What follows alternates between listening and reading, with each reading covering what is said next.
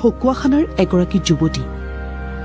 সাধাৰণ যেন লগা যুৱতীগৰাকীয়ে কিন্তু অসাধাৰণ কামেৰে নিদৰ্শন দেখুৱাইছে আন বহুতক। যুৱতীগৰাকীৰ নাম ৰাজশ্ৰী বৰা। উচ্চতৰ মাধ্যমিকত ৮২% নম্বৰ লৈ সম্প্ৰতি স্নাতক প্ৰথম ষান্মাসিকত পঢ়ি আছে ৰাজশ্ৰী। কিন্তু পঢ়াৰ সমান্তৰালকৈ এতিয়া জীৱন সংগ্ৰামত প্ৰতিদিনেই যুঁজ দিব লগা হৈছে।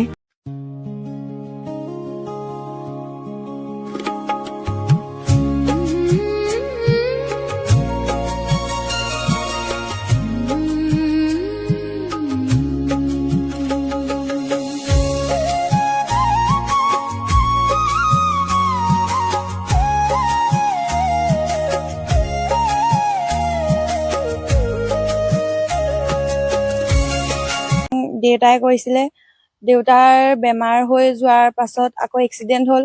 সেইবাবে বৰ্তমান ঘৰখনৰ উপাৰ্জন মই কৰিব লাগে, কাৰণ ঘৰখনৰ বেলেগ কোনো উপাৰ্জন কৰিব নোৱাৰে। আৰু দেউতা অসুস্থৰ কাৰণে মাও ক'তো ওলাই যাব নোৱাৰে। মই যাব পাৰিছো কাৰণে মই কৰিবলগীয়া হৈছে। আৰু অৱশেষত পিতৃৰ ই ৰিক্সাখন চলাবলৈ নিজেই ওলাই আহিল